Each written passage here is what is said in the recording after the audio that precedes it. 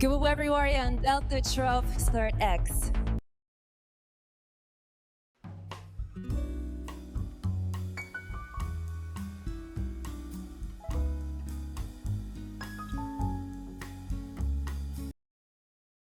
네, 안녕하세요. 데이터 공작소 인공지능 스터디 23회가 되겠습니다. 오늘은 아니스트 대표이신 이도원 대표님께서 데이터 이노베이터 스마트 X의 미래를 설계하다라는 제목으로 오늘 세미나를 해 주시겠습니다. 네, 뜨거운 박수로 환영해 주십시오.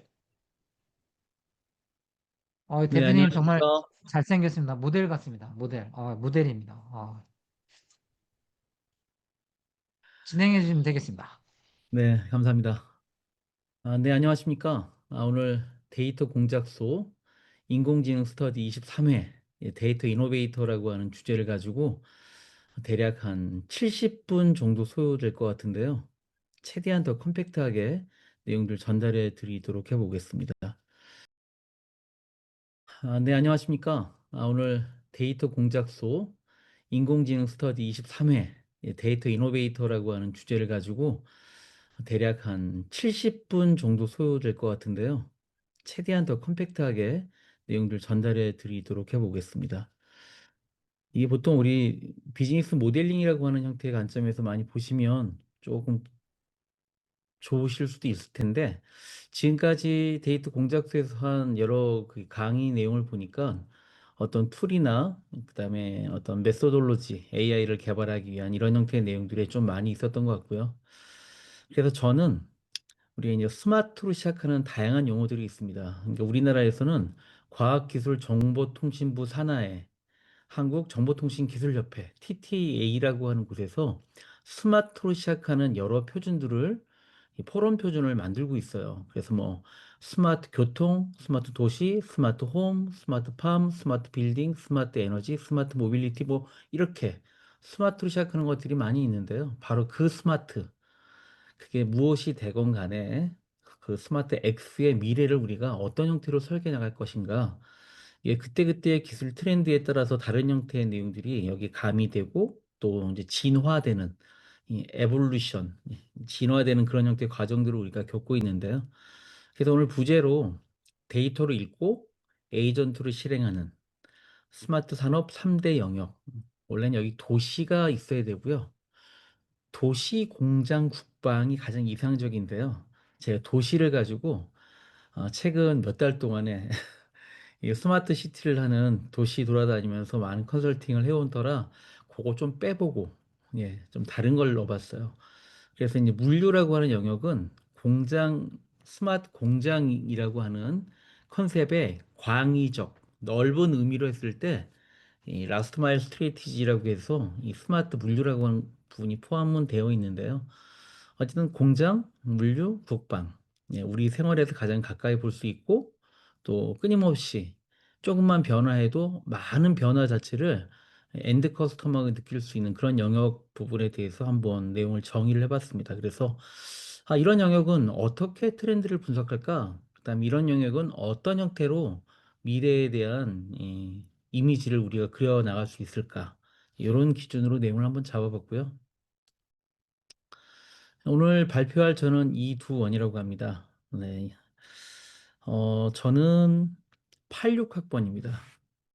그리고 어, 어, 여러분이 많이 사용하시는 뭐 워드 프로세서 개발에서부터 대학교 1학년 때부터 뭐 중학교 때는 이 여러 가지 애플을 기반으로 하는 뭐 중앙 한글 기반의 다양한 소프트웨어 개발 고1 때부터 이 세운생가에 내다 파한 그런 기억들이 있고요. 그다음에 반도체 하다가 이 미국에서 대략 10년 동안 하드 리얼타임 OS 통신 장비나 이 방산 무기 체계에 들어가는 이런 형태의 내용들을 일을 하다가 국내에 들어와서 두올 정보기술이라는 회사를 설립을 해서 뭐 삼성이나 LG, 지금 SK 하이닉스 같은 이런 회사들의 웬만한 제품들은 한번 다 저나 저희 직원들 손을 거쳐가지 않았을까라는 생각도 좀 드는데요. 그 이후에 LG로 가서 7년 동안 이 CTO로 상무로 일을 하다가 14년부로 더 이상 기업에 종속되어서 일하지 않겠다. 네, 그래서 이제 학교에 있다가 이제 지금 기업 컨설팅이나 그다음 플랫폼 기획 설계, 그다음에 지금 현재도 IoT 블록체인, 그다음에 스마트 홈에 대한 오픈 소스 기반 형태로 지금 MCP 모델 하나 설계해서 개발 중에 있는 개인 프로젝트를 개발 중에 있는 그런 과정 중에 있습니다. 네, 이 정도로 간략하겠고요. 자, 우리 이 도시와 인류라고 하는 것은 이 아주 끈적끈적하게 우리가 가장 오래된 역사를 가지고 있는데요.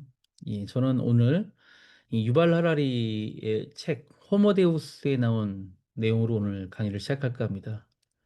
이 호모데우스 책 안에는 이제 기술은 세상을 천국으로 만들 수도 있고 지옥으로 만들 수도 있다. 그 선택은 인간에게 달렸다. 이렇게 얘기를 하고 있는데요. 데이터가 소수에게 집중되면 인간은 계급으로 나뉘는 게 아니라 다른 종으로 나뉠 것이다. 그래서 AI를 잘못 사용하게 됐을 경우에 인류가 어떤 형태의 사회의 전형의 모습을 가질지 이런 것들을 경고하고 있는데요. 최근에 이제 뭐 우리 ANI를 거쳐서 이제 AGI를 표방하는 그런 기업들에 누가 먼저 도달하나 이런 형태의 내용들이 많이 있을 텐데요. 거기에 가장 기본을 둔 형태는 이 데이터를 우리 밀접한 생활 공간에서 어떻게 활용할 거냐라는 그 기준에 달려 있는 것 같아요. 여러분 잘 알고 계시는 우리 UCT라고 하는 이 도시화에 대한 어버나이제이션에 해당되는 UCT가 처음 시작했을 때에도 그 도시에 살고 있는 사람들이 인간의 욕구 기능 중에 가장 기본적인 기능, 의식주, 먹고 자고 입고에 대한 이런 것들이 때 우선한 인프라 사업이 처음 시작됐고요. 그게 되고 나니까 이제 내가 어떻게 이 사회 안에서 보호받을 것이냐. 이런 형태의 내용들로 인간의 욕구로 이런 UCT에 대한 기본 가닥도 잡았고요. 스마트 시티는 그 인프라 위에서 어떻게 그 도시민들의 안락하고 편안한 생활을 보장할 수 있게끔 다양한 서비스를 만드느냐, 거기에 타깃을 두고 있는데요. 그 서비스의 가장 기본이 되는 것이 바로 이런 스마트라고 하는 형태의 내용이 되겠습니다. 데이터에 염두를 두고 하는 얘기인데요. 그래서 우리가 스마트라고 뭔가 이야기를 시작을 할 때는 데이터에 의한 의사결정이 이루어지는, 이제 보통 이렇게 해석을 합니다. 그래서 스마트 빌딩이다. 그러면 그전에는 빌딩 관리인이 있었겠죠. 그렇죠? 근데 스마트 빌딩 하게 되면 데이터에 의한 의사결정이 이루어지는 거죠. 어떤 데이터에 의한이냐? 데이터를 수집하는 환경이 먼저 디파인 돼야겠죠. 그래서 우리는 데이터를 수집하는 환경을 IoT, 사물 인터넷이라고 합니다. 그래서 우리가 보고, 그 다음에 원격에서 제어하고, 이게 보통 인간의 가장 기본적인 욕구입니다. 보고자 하는 욕구, 제어하고자 하는 욕구인데요. 보고 제어하고, 이걸 우리는 관제라고 합니다. 그래서 우리 사회 곳곳에 보면 관제소, 관제실, 관제센터, 뭐 관제탑, 이 관제된 것들이 굉장히 많이 있죠. 보고 제어하는 기능들입니다. 이 보고 제어하는 과정을 통해서 우리는 데이터를 수집해요. 그래서 센서가 이 외기의 데이터를 수집하고요. 컨트롤러는 센서의 데이터를 수집을 해서 제어 명령을 만듭니다. 그리고 액추에이터는 컨트롤러의 데이터를 수집을 해서 실행을 하고 실행 명령에 대한 결과값을 만들어요. 이제 이런 것들이 서버에 쌓이면 일반 사용자는 서버에 접속을 해서 어떤 이벤트가 연월일 10분초, 몇 년, 몇 월, 며칠, 몇 시, 몇 분, 몇 초에 일어나서 몇 회 반복됐느냐라고 하는 것들을 우리가 볼 수가 있는 거고요. 요때 우리 시각화라고 하는 기법들을 사용하게 되는 것이죠.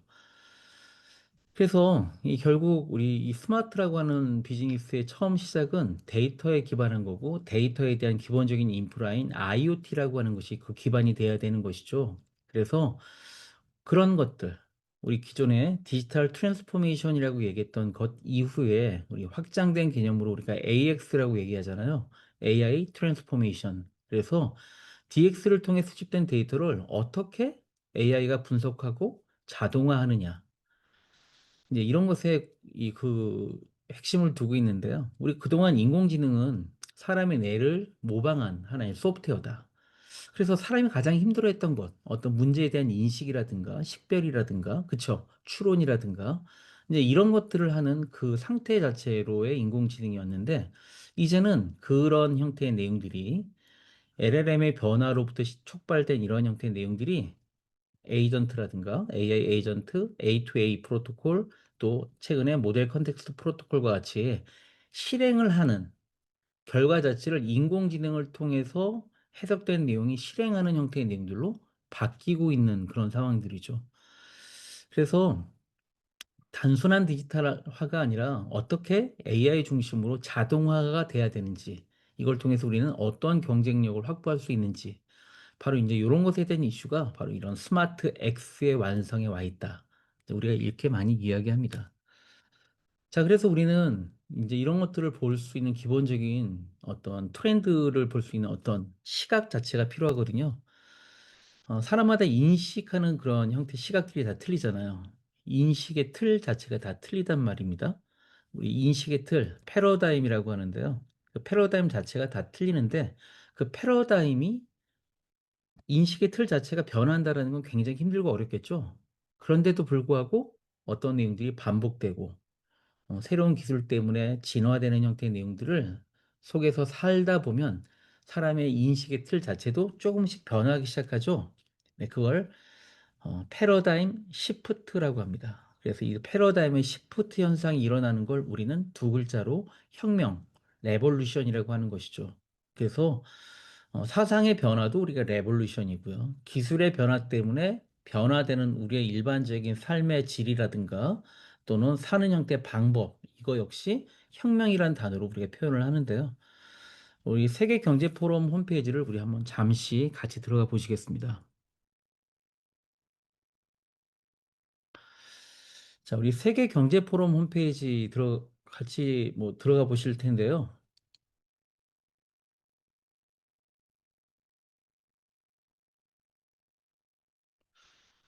세계 경제 포럼 홈페이지가 혹시 보이실까요? 예, 보입니다. 아, 네. 뭐 많이 들어가 보신 홈페이지시죠? 네.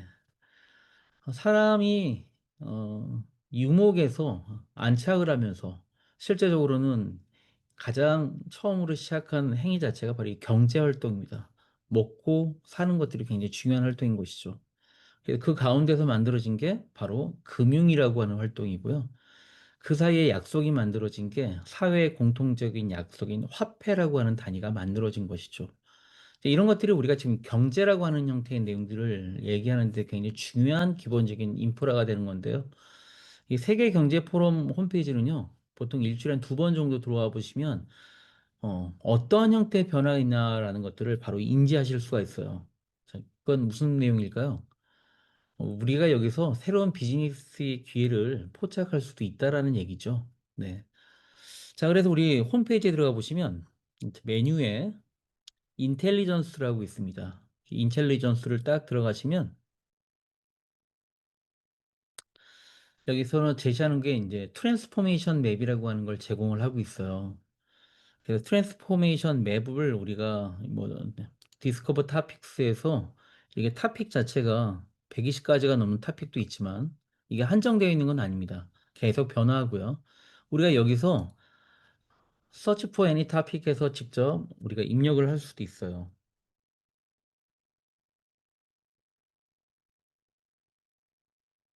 뭐 예를 들어서 인공지능이라고 입력을 했다. 그럼 이제 인공지능에 대한 내용들도 있겠죠. 이 new 되어 있는데요. 이게 집어넣어 보시면 인공지능을 필두로 해서 우리가 생각할 수 있는 여러 가지 브레이크다운된 가지수들이 나오고요. 그 쯤에 여기 뭐 예를 들면 AI and Workforce Transformation을 딱 누르시게 되면 우리가 무엇을 또 검토를 해봐야 될 것이냐라는 것들이 나와요. 이 내용들을 쭉 따라가 보면 또 하나 따라가 볼까요? 예, 제조의 미래. 그래서 퓨처 오브 매니팩처링을 누르시면 얘를 기준으로 해서 또 관련된 형태의 내용들이 나오죠. 그래서 우리가 추구하고자 하는 그 비즈니스에 어떤 최종 정착하려고 하는 그런 마켓 세그멘테이션에 대한 내용들을 여러분들이 해로 구하실 수도 있고요. 이거는 딱 정해져 있는 게 아니고요. 3개월에는 6개월 단위로 계속 변화합니다. 변화하고 오른쪽에 보시면 이거를 어디에서 기본적인 내용으로 가져왔는지에 대한 큐레이션 주체들이 여기 언급이 되어 있어요. 큐레이션 주체들이. 어, 이거보다 더 자세하게 보고 싶으시면 얘가 뭐라고 그러냐면 회비 내달라고 그럽니다. 딱 요 정도 선에서 보시고 내가 필요로 하는 형태 토픽이나 키워드를 서치를 하신 다음에 그 내용 형태로 가져가시면 좋으실 것 같고요. 자, 다시 뭐 이런 사이트 몇 개 더 들어가실 수는 있는데 일단 가볍게. 그래서 여기 250개 이상의 주제 영역으로 다루는 그런 형태의 내용들이 있어요. 그래서 250개의 주제 내용들이 어떤 형태로 다루어지는지에 대한 내용들은 좀 내용을 살펴보시면 나올 것 같고요. 그래서 대략 한 250개 이상의 주제 영역을 다룬다. 그 다음에 해당 분야에서 가장 관련성이 높은 전문 관행물, 비디오, 데이터, 이벤트, 이니셔티브 및 이해관계를 식별할 수 있다. 이제 이렇게 나타나죠. 그래서 관련된 내용들을 이렇게 필요로 하는 이런 영역들을 여러분이 직접 보실 수가 있어요. 네. 그래서 이제 이런 형태의 내용들은 여러분이 좀 보시면 조금 많이 도움이 되실 수 있는 영역이라고 좀 보고 있고요. 자,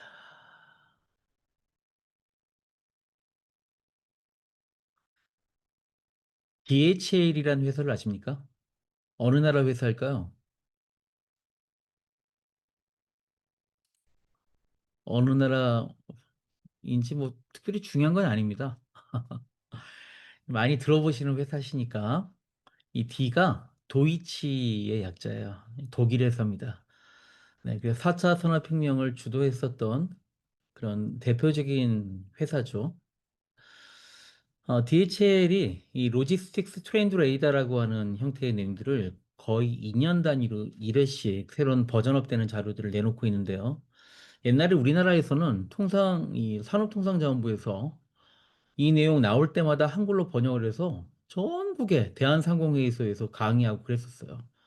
이제 지금 나와 있는 버전이 가장 최종 버전인데요. 자, 로지스틱스라고 하는 용어는 물류를 대표하는 용어이기도 하지만 이 세계대전 때 병참을 의미하는 병참. 네, 군수 용어입니다. 군수. 네, 먹고 따뜻한 음식 먹고 따뜻하게 입고 또 좋은 무기를 가지고 싸울 수 있는 이런 환경을 만들어주는 하나의 서비스죠. 로지스틱스 서비스죠. 그쵸? 서플라이 체인. 이제 이런 형태의 내용들인데 여러분들 요새는 옛날에는 그랬어요. 우리가 살고 있는 동네에서 최첨단의 내용을 보려면 어디를 가야 되느냐. 아주 어렸을 때는 천주교 성당이나 교회 가면 최첨단의 것을 볼 수 있다고 그랬거든요. 요즘에는 그런 것들이 기업으로 바뀌었다가 요즘엔 기업과 군, 국방이라고 하는 곳, 그다음에 그거의 가장 베이직한 부분이 이런 물류 기업의 모든 형태의 기술들이 쏠려 있는 그런 상황들이에요. 로봇 자체도 물류 로봇, 그쵸? 배송에 대한 것들, 뭐 이런 것들에 대한 이슈죠. 요즘 같은 가장 큰 이슈는 당일 배송과 같은 이슈입니다. 오늘 주문해서 오늘 받아본다. 이런 것들이죠. 이제 그러다 보니까 물류 창고가 이 수도권이나 특정 어떤 권역의 시의 밖에 있는 것이 아니라 안쪽으로 들어오는 그런 현상들이 만들어지고 있어요. 그런 내용도 뒤에서 잠깐 설명드릴 텐데요. 어쨌든 이 물류 기술이라는 것들을 가장 쳐주는 기술 영역으로 많이 이야기를 하고 있습니다. 자, 그래서 여기 DHL의 로지스틱 트렌드 레이더를 보시면은 요거 이제 7.0 작년에 발표한 자료입니다. 작년에 발표한 자료인데 얘도 한번 우리가 같이 들어가 볼게요. 실제로 이용하시는 방법을 아시면은 뭐랄까 약간의 즐거움 그런 것들이 있으실 수 있어요. 자, 그냥 어떻게 찾으시면 되냐면 로지스틱스 트렌드 레이더 이렇게 하면 7.0 뭐 이렇게 잔뜩 나오죠. 네. 이렇게 해서 로지스틱스 트렌드 레이더라고 하는 형태의 항목을 바로 보실 수가 있는데요. 자, 여기 보시면 풀 스크린이 있죠? 네, 풀 스크린 다운로드 하셔도 되는데 풀 스크린 하면 화면 가득히 관련된 서비스를 보실 수가 있고요. 왼쪽에 보시면 포커스 에어리어가 있고 트렌드 클러스터, 그다음에 섹터가 있어요. 그래서 내가 관심 가져 하는 것들, 비저빌리티 앤 리사일런스다. 아니면 CX, 커스터머 익스피리언스다. 그런데 해당되는 내용에 IoT라든가 AI 영역을 같이 포함시키고 싶고 해당되는 영역은 예를 들어서 오토모빌리티다. 자, 그럼 이렇게 옆에 어떤 형태의 내용들을 우선적으로 봐야 되는지 보실 수가 있죠? 네. 자, 여기서 봤을 때 가운데 빨간 점에서부터 짙은 회색까지 요 영역, 여기서부터 요 영역까지, 예, 요 영역까지가 상용화되기 5년 이내에 상용될 수 있는 그런 기술들을 표방하고 있고요. 여기서 넘어가면, 예, 넘어가면 5에서 10년이라고 하는 언급에 대한 내용들이 있는데요. 자, 우리가 여기에서 예를 들어서 스마트피케이션이다 라는 걸 클릭을 하게 되면 스마트피케이션이 어떤 것인지 그래서 관련된 리드풀 아티클이라고 하는 형태의 내용들이 나오는데요. 이게 들어가시면 내용들이 어떻다, 어떤 내용들이야 라고 하는 형태의 영역들이 나옵니다. 관련돼서 이 항목들에 대한 다운로드가 가능하고요. 어떤 경향이 있다, 어떤 형태로 바뀌고 있다. 그래서 물류의 미래에 대한 관련성, 사례 이런 형태의 내용들이 충분히 여기서 나오고 있어요.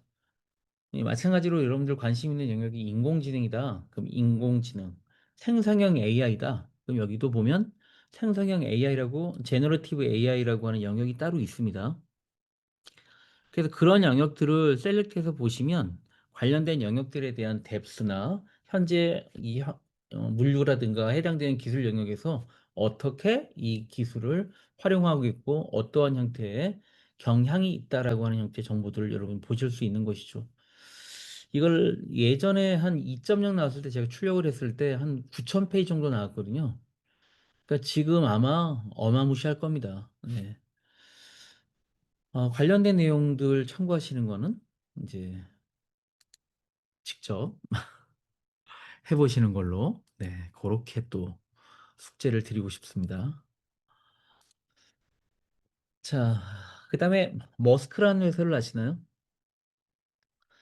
참 우리나라로서는 안타까운 형태의 내용들인데 이 머스크, 예, 저기 어느 나라 회사입니까? 네덜란드 회사죠. 예, 암스테르담에 본고지를 두고 있는 전 세계 1위 선박 파주 회사입니다. 머스크라고 합니다. 머스크. 그래서 이제 머스크가 전 세계 1위 해운 물류를 장악하고 있는 1위 사업자다 보니까 모든 형태의 내용들이 머스크에 엄청나게 쏠립니다.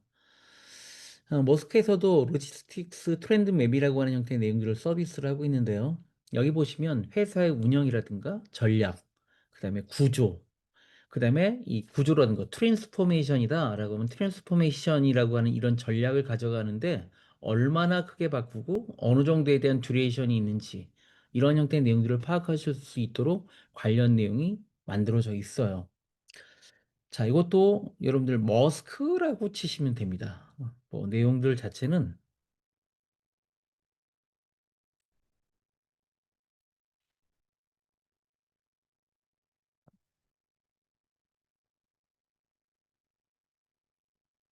이런.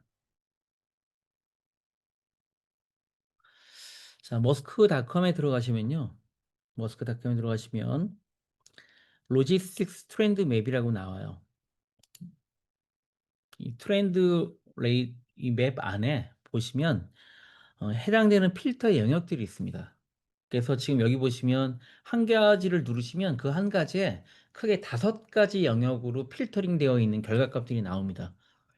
그러니까 여러분들이 뭔가 사업 자체를 구체화하고 이 비즈니스 프레임워크를 사용을 해서 여러분들이 구현하려고 하는 엔드 커스터머를 위한 어떤 전략이라든가 스마트한 형태의 내용들을 구성을 하시려고 할 때, 그러니까 지금 이제 여러분들 바이브 코딩이라든가 도구에 지금 굉장히 이제 많이 이렇게 몰입되어 계시잖아요. 근데 중요한 건 뭐냐면 어떤 사용자에게 어떠한 가치가 있는 어떤 서비스를 제공할 거냐라는 게 기본적으로 이 프롬프트 리터러시 안에 반영이 될 수 있어야 돼요.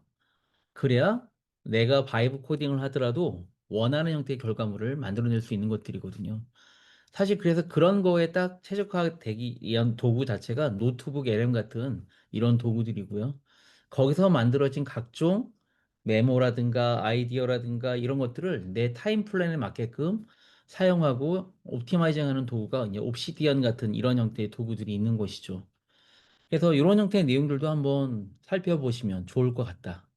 보통 이거 하나 가지고 제가 한 2시간, 3시간 떠들기도 하는데 오늘 굉장히 내용이 타이트합니다. 왜냐하면 91페이지를 준비해 놨거든요. 그래서 간략하게 이 정도 딱 드시면 충분히 다 보실 수 있으실 것 같아서 이 정도까지만. 자, 그렇다면 우리가 서비스를 만드는 가장 큰 핵심은 어떤 거냐? 지금 보고 계시는 것은 이 비즈니스 모델 캔버스, 이 오스월드에 의해서 만들어지는 이 캔버스 비즈니스 모델링과 같은 형태의 도구에서 얘기를 하고 있는 그림이죠. 9개의 블록으로 되어 있다라고 해서 우리가 9 블록스라고 얘기를 합니다. 그래서 여기 비즈니스 모델링의 방법은 뭐냐? 가장 오른쪽 편에 있는 거 보실래요? 커스터머 세그먼트죠. 네, 커스터머 세그먼트. 이 고객 영역을 갖다가 정의하는 거예요. 고객 영역을 정의해서 그다음에 그 고객 영역에 해당되는 내용들을 우리 화살표 끝쪽으로 쭉 가보시면 밸류 프로포지션이라고 나오죠. 예. 고객의 가치를 해당되는 커스터머 세그먼트에 있는 고객들한테 어떻게 밸류 프로포지션 자체를 제공할 수가 있느냐. 요것들에 대한 통찰이 우리가 비즈니스 모델을 할 때 가장 중요한 형태의 내용들이거든요. 이거를 통해서 고객의 숨은 니즈 자체를 우리가 찾아낼 수 있으면 일단 1단계 성공.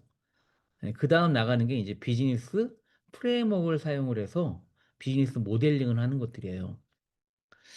자, 그래서 여러분들 이미 너무 뻔하게 잘 알고 계시는 내용이실 텐데 제가 기업 컨설팅이라든가 방법론 같은 거 할 때 예전에는 우리가 메소돌로지라고 하는 걸 많이 썼습니다. 개발 메소돌로지, 관리 메소돌로지 이거 많이 썼었죠. 그래서 아주 큰 대형 컨설팅 펌에 하나의 무기처럼 사용했던 것들이 바로 그런 것들이었는데요. 이제 우리한테는 누가 생겼습니까? GPT라는 친구가 생기고 클로드라는 친구가 생기면서 얘네들한테 비즈니스 프레임워크를 제시하고 해당되는 모델들을 직접 도출해내는 그런 과정들이 가능하게 됐습니다. 제가 화면을 분명히 바꿨죠? 네. 자, 그래서 비즈니스 프레임워크라고 하는 것은 이 프레임워크라는 도구를 사용하게 되면 상황 분석이 가능하고 전략 수립이 가능하고 의사결정을 지원하고 어떻게 성과를 내며 어떻게 경영진과 팀원 간의 이런 커뮤니케이션 도구와 같은 이런 형태를 공유하면서 이해를 할 수 있을까? 아주 해피해지는 상황이 만들어질 수 있는 것이죠. 이제 이렇게 비즈니스 프레임의 역할이 굉장히 다양한데 그래서 우리가 대표적으로 사용되는 이 비즈니스 프레임워크 몇 종을 잠깐 설명드립니다. 스왓 아시죠? 스왓 분석이 있고요. 패스트, 그다음 마이클 포터 교수의 파이브 포터 폴스, 그다음에 이 볼랜드 컨설팅 그룹의 BCG 매트릭스. 보통 이제 스왓과 BCG 같은 것들이 보통 같이 잘 쓰는 게 SWOT 가지고 안 보이는 영역이 있거든요. 이제 그런 형태를 이제 BCG 매트릭스가 채워주기도 하는데요. 그다음에 G 매키즈 매트릭스. 그래서 보시면 사용 목적과 전략 수립 시 유용한 포인트라고 제가 정리를 해놨어요. 자, 그 다음에 그거 말고도 3C 분석, 고객, 경쟁사, 자사에 대한, 그 다음에 4P, 4C, 이거 뭐 많이 해보셨죠? 그 다음에 지금까지 설명드렸던 BMC, 비즈니스 모델 캔버스, 밸류 체인 분석, 블루 오션 전략. 이런 형태의 대표적인 비즈니스 프레임워크가 있어요. 그럼 여러분들은 챗 GPT한테 어떻게 명령 내리시면 됩니까? 프롬프트 메시지를 뭐뭇에 대한 비즈니스 모델을 어떠어떠한 비즈니스 프레임워크를 사용해서 작성해 줘. 단계별로 설명해 줘. 이렇게 하게 되면 얘네들이 갖고 있는 그 형태의 비즈니스 프레임워크를 가지고 해당되는 내용을 다 보여줍니다. 자, 이때 좀 팁이 필요한데요.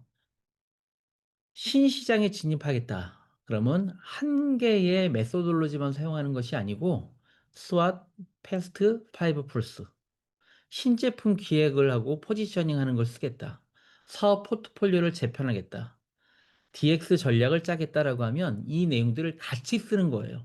같이 통합 분석을 해주면 아주 좋은 결과값을 만드실 수가 있는데 이제 이런 형태를 가지고 여러분들 사업 계획서를 쓰시면 아주 깔끔한 마치 자명한 해를 요구하는 답안지처럼 답이 나옵니다. 스타트업 초기 사업 계획 모델이라든가 위기 대응, 해외 진출 파트너 발굴하는 것들, 내부 프로세스를 혁신하는 뭐 이런 형태의 내용들 이렇게 하실 수 있는데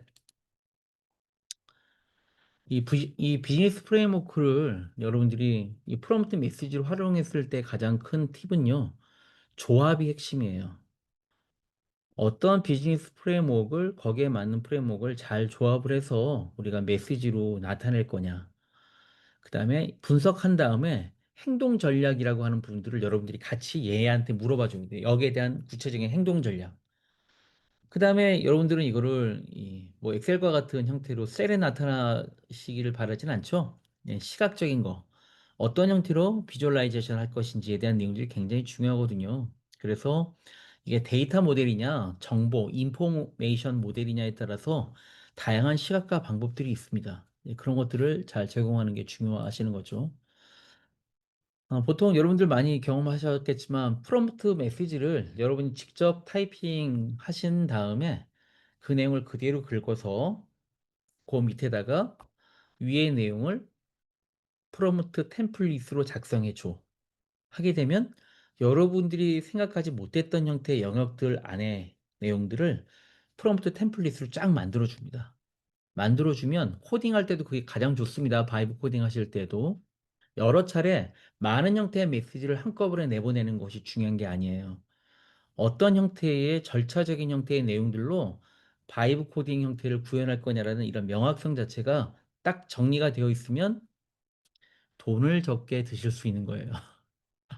자, 그래서 이렇게 제가 지금 잠깐 보여드리면 이거는 뭐 좋은 예는 아닌데 제가 여기다가 출력 형식 그래서 강점, 약점, 기회, 위협이라고 했죠. 여기를 제가 분명히 수학 분석을 해줘라고 했음에도 불구하고 밑에 또 언급을 하는 거는요.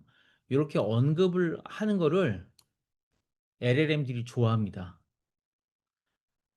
명확하게 한 번 더 어필을 해주시면 그 관련된 내용들로 쫙 나와요.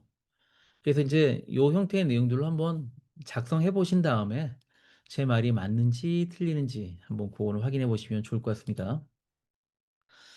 자, 벌써 시간이 30분. 네, 스마트 공장. 예, 기본 컨셉이 어떤 건지 빨리 한번 해볼게요. 스마트 공장에는 몇 개의 표준이 있냐면 2011개의 표준이 있어요. 2011개.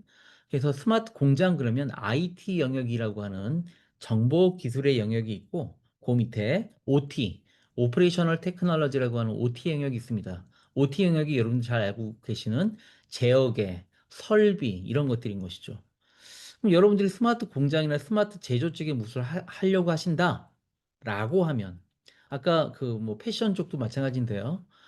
섬유도 이제 뭐 봉제가 있다라고 하면 봉제에 해당되는 형태의 내용들까지 그 밑단을 주는 것들. 스마트 봉제 잘 아시죠? 네, 스마트 봉제 저도 한 4년인가 했던 것 같아요. 거기도 역시 마찬가지입니다. 그래서 여기 보시면 제어하고 설비단을 MCP 같은 것들을 이용해서 여러분들이 자동화 시켜버릴 수가 있어요. 이 프로토콜이라고 하는 것들이 바로 그런 역할인 것이죠. 그래서 여기에 대한 자료는 어디 보시면 나오냐 하면 이런 자료는 여러분들이 잘 안 들어가시는 웹사이트 한 군데 같이 들어가 볼게요. 울타리라고 하는 웹사이트가 있습니다. 울타리.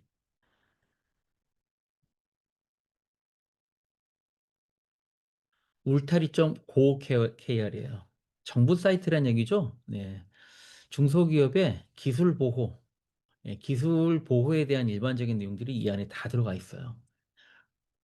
자, 그래서 원래는 키사, 미아라든가, 뭐, IITP라든가, 뭐, 이런 데서 얘기하고 있는 대부분의 보안에 대한 사항들은 여기 다 긁어서 여기다가 다 갖다 놨습니다.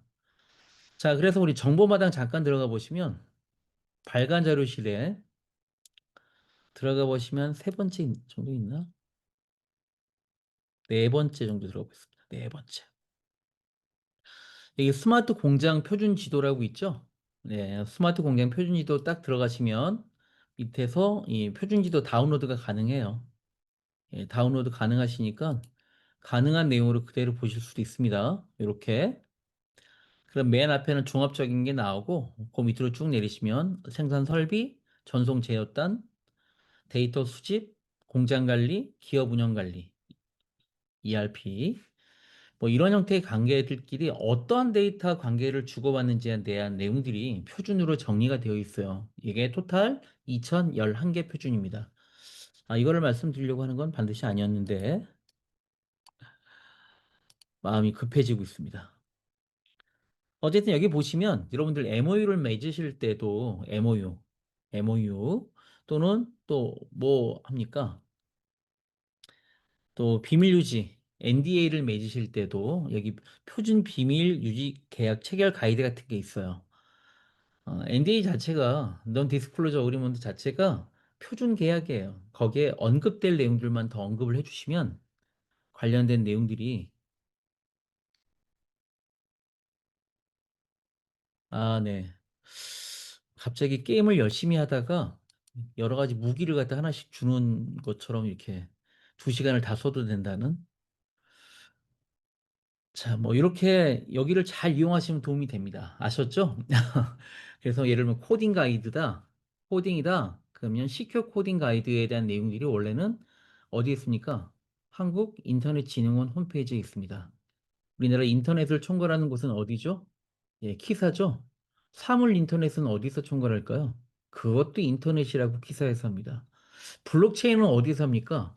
예, 우리 웹 3.0에서 가장 기본적인 인프라 중에 인프라라고 해서 블록체인 위에 형님 인프라라고 해서 그것도 키사에서 합니다. 그래서 키사에 들어가시면 기본적인 세 가지가 있고요. 그 다음에 여러분들 뭐 정보 보안이라든가 관련된 내용들은 여기에 가이드, 그 다음에 지침, 네, 규정에 관련된 내용들은 다 키사 홈페이지에 있으니까요. 내용 참고하시면 되겠습니다. 오늘 제가 설명하려는 건 이거는 지나가는 과정 중에 설명을 좀 드리려고 하는데요. 자, 그래서 우리 스마트 공장의 정보 시스템 영역을 보시면은 공장 운영 MES하고 기업 자원 관리 ERP 그 위에 서플라이 체인 이런 기본적인 가닥들이 있는데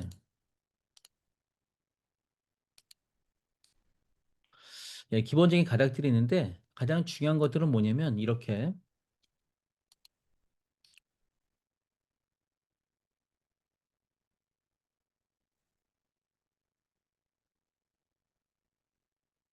이런 영역들입니다. 실제 PLM이나 BOM 같은 이 비로브 모듈과 같은 이 자재 명세서에서 주는 기본 정보에 의해서 기준 정보에 의해서 ERP와 MES, 서플라이 체인까지 관련된 내용들이 쭉 이어져 있는 것이죠. 그 다음에 요새 공장에서 재미나다라고 하는 영역들이 이제 바로 이런 에너지 매니지먼트와 같은 EMS에 대한 영역들입니다. 그래서 뭐 빌딩 에너지 매니지먼트다 그러면 뱀스, 팩토리다 그러면 팸스, 홈이다 그러면 햄스 이제 이런 형태로 구분을 지어주고 있고요. 그중에 저 밑단에 요 밑단에 현장 자동화 MES 밑단에 우리가 아까 뭐가 있었냐면 제어계와 설비계가 있는데요. 제어 설비계 밑단에 기본적으로 있는 게 데이터를 수집하는 IoT의 3대 하드웨어. 그래서 센서, 컨트롤러, 액추에이터들이 있는데요. 이제 이런 것들이 실제적으로 공장 안에서는 이 PLC라고 하는 이 PLC는 1968년도에 이 제너럴 모터스의 딕 몰리라고 하는 엔지니어에서 만들어졌어요. 그래서 실제 산업용 사물 인터넷이라고 하는 IIoT라는 게 일반적인 민간 IoT보다 한 30년 정도 더 빠른 기술로서 먼저 등장을 했던 기술들이고요. 들어오는 입력값을 얘가 따지죠. 그쵸? 그래서 프로그래머블 로직 컨트롤러의 역할이 아까 뭐라고 그랬습니까? 센서로부터 데이터를 수집을 해서 그거를 분석을 합니다. 분석을 한 걸 가지고 제어 명령을 만드는 게 컨트롤러의 역할이에요. 그래서 제어 명령을 만드는 게 컨트롤러예요. 야, 에어컨이 26도가 넘어가면 에어컨을 켜줘. 에어컨에 있는 온도 센서가 26도가 넘어가면 27도가 되면 에어컨을 턴 온 해줘 라고 하는 형태의 내용들. 온도 센서가 모니터링하고 있다가 그 데이터를 컨트롤러한테 주면 컨트롤러는 온도 센서로 들어온 데이터를 분석을 해서 제어 명령을 만드는 거죠. 에어컨을 켜라 라고 하는 것을 연월일 10분초라고 하는 트랜잭션 데이터를 만들어서 전송을 하게끔 되는 거죠. 그래서 보통 IoT나 일반적인 스마트폰 앱에서 가장 많이 사용되는 이런 전송 프로토콜이 바로 MQTT예요. 메시지 큐잉 텔레메추리 트랜스포라고 하는 이 MQTT라고 하는 것들이 일반적인 그 전송 프로토콜의 거의 96, 7%를 차지하고 있다. 이렇게 생각하시면 되겠고요. 그래서 여러분들 MCP에는 뭐가 있을까요? MCP에는 바로 이렇게 데이터를 제어하고 전송을 하는 MQTT나 하이브 MQ 뭐 이런 것들이 가장 기본적인 형태로 자리 잡고 있는 이유가 바로 그런 것들이죠. 이해를 하면 좀 빠르실 테니까 그런 내용들을 좀 설명을 드리고 있는데요. 제가 네. 자, 그래서 이제 이런 과정 센서, 컨트롤러, 액추에이터에 의해서 데이터를 수집한 것들로 실제적인 모든 형태의 컨트롤이 가능한 것이죠. 자, 요 세 가지 방금 이해하셨죠? 네, 여러분들 주차장에 차를 가지고 입차를 하시면 옛날에는 주차 관제인이 있었어요. 근데 스마트 주차장은 어떻습니까? 들어가면 CC 카메라가 여러분의 자동차 번호판을 찰칵 찍어서 찍은 이미지를 컨트롤러한테 보내요. 그럼 컨트롤러는 그거를 OCR로 분석을 해서 988 2600번이네 하고 입주자 명분 데이터베이스랑 비교를 해서 101동 202호 주인님이시네. 문 열어드려 라는 제어 명령을 만들어 주는 거죠. 그러면 제어 명령을 받는 액추에이터 뭐죠? 차단봉이 문을 열어준 다음에 실행했다, 실행 안 했다라는 결과값을 서버에 줌으로써 여러분들은 서버에 접속을 해서 988 2600번이 몇 년 몇 월 며칠 몇 시 몇 분 몇 초에 입차했다 라고 하는 형태의 내용들을 얻으실 수가 있는 거죠. 이게 바로 센서, 컨트롤러, 액추에이터의 기본적인 역할들이고요. 바로 이제 이런 것들이죠. 모든 설비는 이렇게 되어 있어요. 공장에 있는 설비든 스마트 팜에 있는 것이든 스마트 빌링이건 모빌리티건 다 이러한 메커니즘으로 되어 있습니다. 특히 공장에서는 제조 공정 전반에 이런 데이터를 기반으로 의사결정을 하게 되죠. 네. 이 의사결정하는 텀 자체가 0.0003초 정도 됩니다. 그러니까 기존의 작업자가 의사결정을 하는 것보다 여기에 있는 IoT 디바이스에 의한 데이터에 의한 의사결정을 하는 것이 훨씬 더 레이턴시, 지연 시간이 짧아지는 거죠. 우리 보통 잘 안 쓰는 용어죠. 지연이란 용어. 그쵸? 지연, 미정, 예정. 뭐 썩 좋아하는 이름은 아닌데. 예, 우리 IoT 할 때는 보통 이제 꺼려하는 용어들이 그런 것들이죠. 지연 시간을 어떻게 최소화할 것이냐. 네, 그래서 우리가 거기에 요구되는 그런 통신, 네트워크라고 하는 인프라를 요구하고 있는 것일지도 모르겠습니다. 그래서 공정의 자동화와 최적화, 이제 이런 것들을 가지고 우리 데이터 분석을 굉장히 많이 하잖아요. 그쵸? 그래서 그런 데이터들을 가지고 실제적으로 뭐 예지 보전이라든가 생산 공정 최적화라든가 이런 형태의 내용들을 많이 하고 있고요. 요새는 이제 이런 최적화 알고리즘에 기반을 해서 전형적인 앙상블 모델이나 이런 형태의 내용들을 실제로 반영할 것인지 아니면 이와 같은 메소돌로지를 갖고 있는 형태의 도구나 툴을 쓸 것인지 버티컬 도구를 사용할 것인지 이런 것들을 고민을 좀 많이 하고 있는 거고요. 이제 맨 밑에 보시면 이제 에너지 관리, 에너지 매니지먼트의 역할에서 에너지 소비 데이터, 우리 공장에서의 에너지 데이터를 보통 유틸리티 코스트라고 하는데요. 그런 유틸리티 코스트 산정하는 내용들이나 로봇이나 자동화하는 것들 안에 자재 이동을 어떻게 최적화할 것이냐, 정밀도나 속도감은 어떻게 할 것이냐. 여기에 이제 다 기본적인 인공지능을 사용하고 있는데요. 우리나라에서는 산업자원부가 이제 돈을 밀고 카이스트하고 NHN이 공동 개발한 인공지능 제조 플랫폼이라는 캠프라는 사이트가 있어요. 그러니까 여러분들 여기 접속하시면 50가지 종류의 실제 데이터, 이 공장 안에서 실 데이터 여러분들 확보하기가 굉장히 힘들고 어렵습니다. 제가 지금까지 한 70군데, 뭐 포스코나 동서식품, 삼양사, 뭐 풀무원 이런 큰 데도 많이 했지만 작은 데까지 포함 한 70군데 정도 컨설팅을 해왔던 것 같은데요. 실 데이터를 구하는 게 굉장히 힘들어요. 또 가져오기도 싫고. 자, 그런데 이 캠프 AI 들어가시면 관련해서 여러 가지 형태의 내용들의 장주현 이사님께서 계속 이렇게 또 링크를 또 올려주시는군요. 네, 감사합니다. 네, 그래서 이 캠프 AI 들어가시면 관련된 내용들과 그 다음에 우리 이 오픈 소스 AI 플랫폼이라고 하는 형태의 내용들로 보통 15가지 모델의 데이터만 여러분이 업로드 하시면 자동으로 공정이나 이런 형태의 결과값들을 해석해주는, 물론 그런 것들이 있어요. 걸칙치라든가 이상치에 대한 형태의 보정이라든가 이런 내용들을 어떤 형태로 가져갈 거냐는 여러분들이 정하시는 이런 부분들이 있는데요. 이런 부분들이 있다는 거 한번 알아주시면 좋을 것 같고요. 요 안에서 이렇게 제조 AI 데이터 셋을 제공하고 있어요. 아울러서 분석과 컨텐츠 같은 것들도 같이 있으니까요. 한번 참고하시면 좋겠고요. 50가지 제조 데이터 셋마다 각각 다른 AI 모델들을 사용하고 있는데 그 AI 가이드북도 같이 제시하고 있어요. 그러면 이제 실제 공장 내에서의 제조 현업을 잘 모르시는 분들도 그 내용을 보시면 어떤 형태의 설비라든가 아니면 소송 공정이라든가 사출 공정이라든가 아변이라든가 주조라든가 이런 뿌리 산업 내에 AI를 어떻게 활용할까에 대한 고민을 가지고 계셨던 분들은 많이 도움이 되실 거라고 생각됩니다. 공장 하나 띄었네요. 이제 물류입니다. 역시 물류 역시 데이터예요. 데이터를 어떻게 수집해서 어떻게 처리 분석하고 어떻게 교환하느냐라고 하는 것들인데요. 데이터 수집의 주체는 아까 뭐라고 그랬죠? 센서나 컨트롤러, 액추에이터예요. 그래서 바코드나 RFID 리더, IoT에서 가장 중요한 영역은 뭐냐면요. 아이덴티피케이션 테크놀로지, 식별 기술이 가장 중요합니다. 누가 누구한테 보내는지를 서로 식별해야 되잖아요. 식별, 내가 너한테.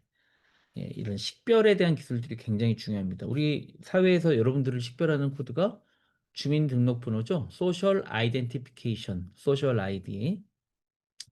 그래서 RFID, 주파수 대역별로 아이덴티피케이션, 식별하는 기술이라는 얘기예요. 이제 그런 것처럼 식별이 우선이고요. 누가 누구한테 보내는지를 알아야 될 것 아니에요? 그렇죠? 그래서 우리 트랜잭션이라고 하는 것 자체가 그렇게 시작되죠. 거래라고 하는 것들은 누가 누구한테 무엇을 언제 하면서 나의 전자서명이 포함된 형태의 레코드를 전송하는 것처럼 그런 형태로 데이터 수집의 가장 기본 단위는 식별에서부터 시작된다.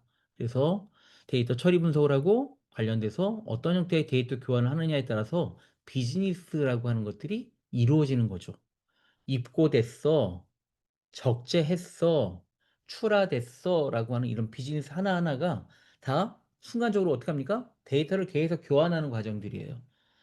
그래서 그 데이터 교환하는 과정 중에 그런 데이터들을 여러분들이 잘 분석을 해보시면 어떠한 형태의 이 공정이나 이런 것들이 최적화할 필요성이 있다라고 여러분들이 느끼실 수 있는 것이죠. 그래서 물류 프로세스에는 물류의 3대 기능이라고 있어요. 그게 운송, 보관, 하역. 이게 3대 기능입니다. 근데 거기에 이제 우리가 더 덧붙일 수 있는 것들이 이제 포장, 시설 장비, 그다음에 관련된 소프트웨어 운영 기술 같은 부분들이 있을 수 있고요. 요즘은 이런 것들이 이제 비즈니스 인텔리전스와 같은 형태의 기술의 도입으로 해서 굉장히 간소화되고 현장에서 바로 시각화되는 결과값들을 나타내주는 이런 현상이 일반적입니다. 요건 제가 그냥 건너뛸 건데요. 로보타이제이션 지지난번 강의 때 로봇에 대해서 잠깐 언급이 돼서 나왔는데 어, 모든 기업들의 롤모델은 아마 존일 거야. 예, 아마존이 아닐까 싶습니다. 그래서 이 효율성 극대화를 위한 다양한 변화의 과정들을 얘네들은 실험을 실제로 하고요. 그런 데이터에 의해서 전략으로 옮기고 전략 자체를 실제의 이 MVP로 만드는 이런 일반적인 과정들을 가져가고 있는데요. 그래서 창고도 역시 마찬가지고요. 그다음에 배송이라든가 이송에 대한 내용들 역시 마찬가지입니다. 그래서 굉장히 다양한 유형의 드론이라든가 그다음에 이런 AGV 같은 이런 형태의 내용들 뭐 이런 것들을 만들어내고 있고요. 그다음에 이제 무인화를 끝까지 내재화하겠다. 뭐 일론 머스크는 처음서부터 테슬라라고 하는 자동차를 생산하는 공정 자체를 100% 무인화를 하려고 그랬다가 납기가 안 이루어지는 그런 다양한 이슈들 때문에 1인 3교대 공장으로 바꿨지 않습니까? 자동화라는 것들이 의지만 가지고는 안 되는 것이 충분한 형태의 이 프로세스 간 분석이라고 하는 것들이 요구되는 영역들인데요. 그런 것들을 1994년 11월에 만들어진 아마존 제프 베조스는 천천히 고객들한테 고객의 세그멘트별로 어떻게 밸류 프로포지션 하겠냐라는 전략 자체를 그의 계획대로 잘 밀어붙이고 있는 것이죠. 그래서 각 분야별로 이런 로보타이제이션에 대한 내재화를 하기 시작했고요. 그런 것들이 시스템 판매에 이르기까지 이런 드론과 로봇 형태의 내용들, 형태로 내용을 가져가고 있습니다. 그래서 이런 아마존을 쫓는 모델로 국내에서도 하고 있는 것이 네이버나 CJ 대한통화 같은 이런 형태의 NFA 모델들이 있고요. 여기 보시면 실제로 소규모 영역을 커버하는 주파수 대역 같은 것들도 구매를 해서 브레인리스 로봇, 그러니까 브레인리스 로봇이라고 하는 것은 자율 로봇하고는 틀린 거예요. 실제 자율 로봇은 없고요. 콜래보레이션 로봇이라고 해서 코봇만이 존재할 뿐인 것이죠. 사람의 명령 체계를 받아서 이행하는 그런 로봇인데요. 그래서 이제 5G하고 100대 정도의 로봇을 신사하게 도입을 해서 로봇을 활용한 최적화 이런 형태의 내용들을 꾀하고 있기도 하고요.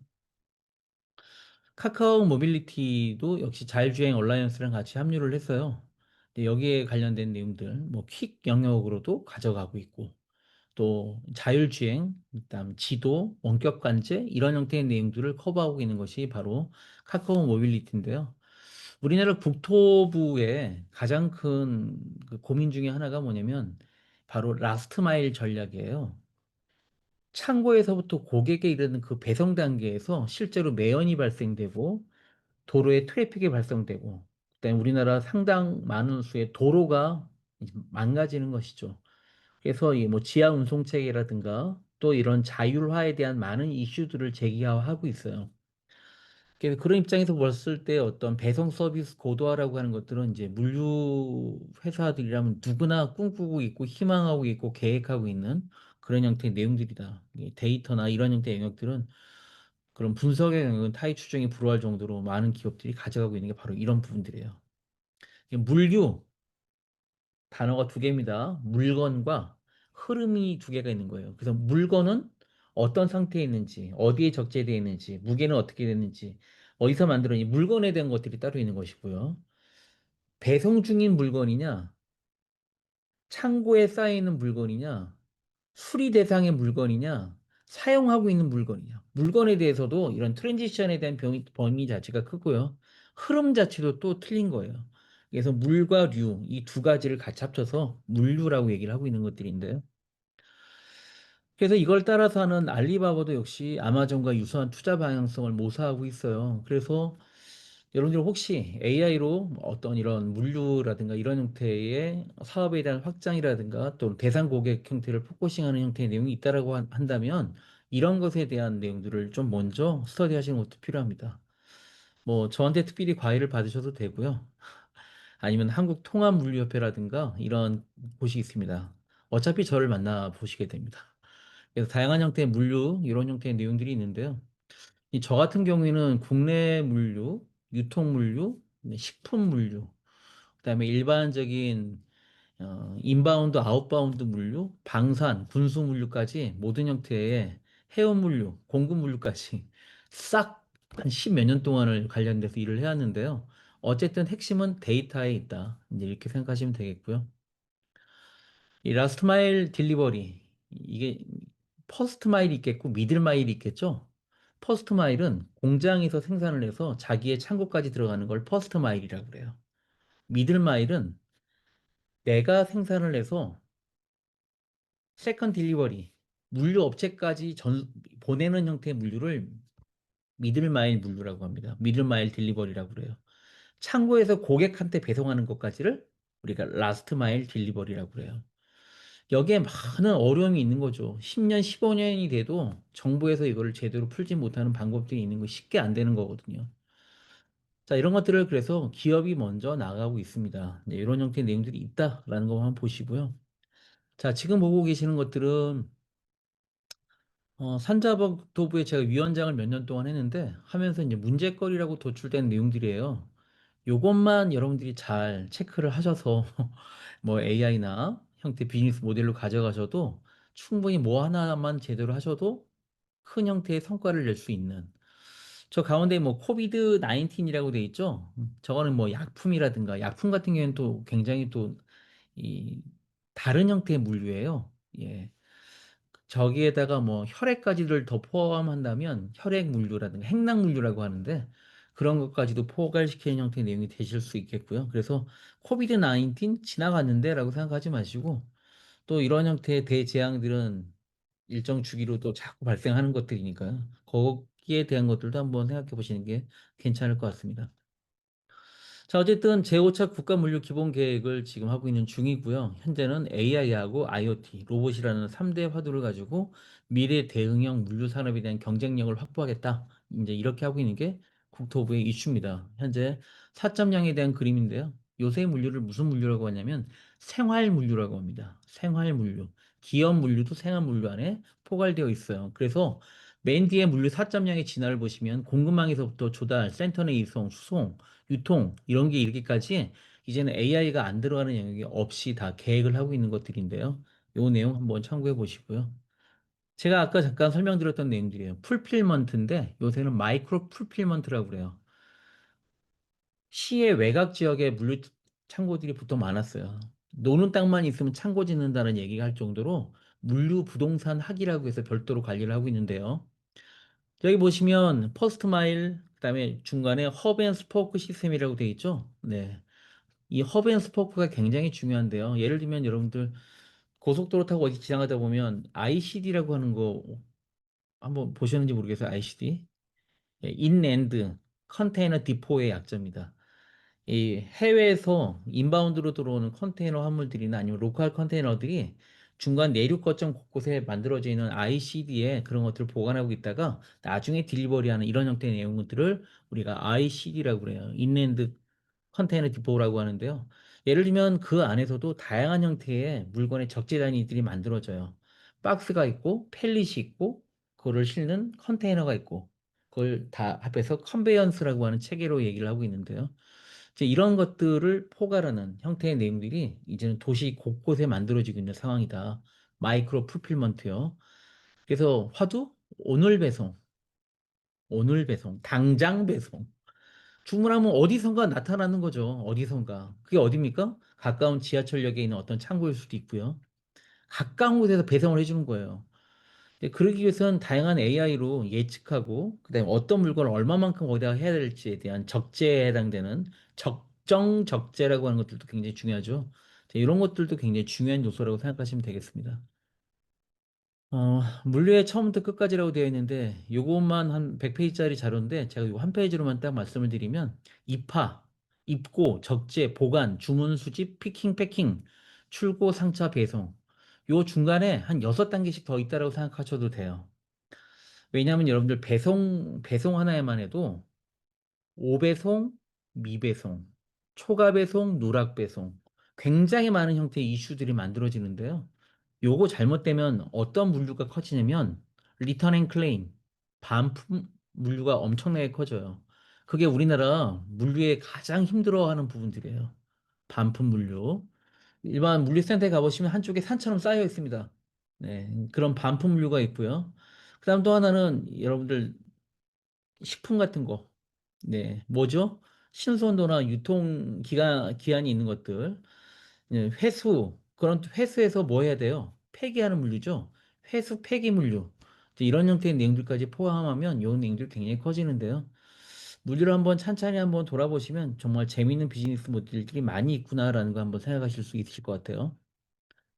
다음 국방인데요. 이 국방은요, 우리가 당장 어떤 솔루션을 만든다고 해서 그 솔루션이 해결되는 것들이 아닙니다. 그래서 요 관련된 형태의 무기 체계 획득이라고 하는 형태 과정이 굉장히 중요해요. 그래서 뭐 대전 지역에 계시는 분은 대전에서도 방위사업청 지방 분소가 있고요. 실제 가서 상담을 요청하시면 다 답변해 주십니다. 그래서 군사력 구상과 가는 것들, 싸우는 방법, 그다음에 어떻게 전력 구성을 할 거냐, 전력 구성이 만들어지게 되면 거기에 대한 소요 제기를 해서 결정할 때까지가 또 시간이 3년이 걸려요. 전력 운영을 해서 전력 수립을 하고 배치할 때까지 저런 형태의 기존의 다른 형태의 이 비즈니스 영역하고는 전혀 다른 영역이죠. 그래서 이런 형태의 체계를 먼저 조금 보시고 들어가시는 게 좀 필요하시고요. 이 방위산업 같은 경우에는 수요자가 국가로 한정돼 있고요. 그다음에 국가의 정책이나 전략에 따라서 직접 영향을 볼 수 있는 영향들이 굉장히 크고요. 대량 생산이 아닌 다품종 소량 생산과 같은 형태의 일들이 많기 때문에 서비스 역시 마찬가지입니다. 소프트웨어까지 역시 마찬가지인데요. 소요에 대한 지속성이라든가 기술 위험도까지도 같이 고려해서 가져가셔야 될 부분들이 있는데요. 여러분들 국방기술기획서라고 있습니다. 국방기술기획서. 자, 국방기술기획서 어떻게 보시는지 한번 같이 보실게요.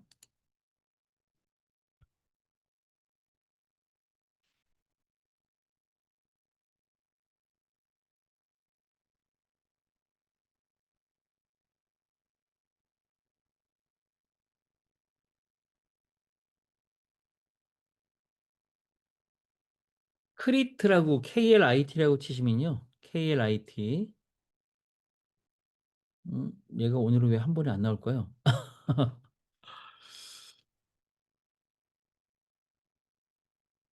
아, KRIT네요. 제가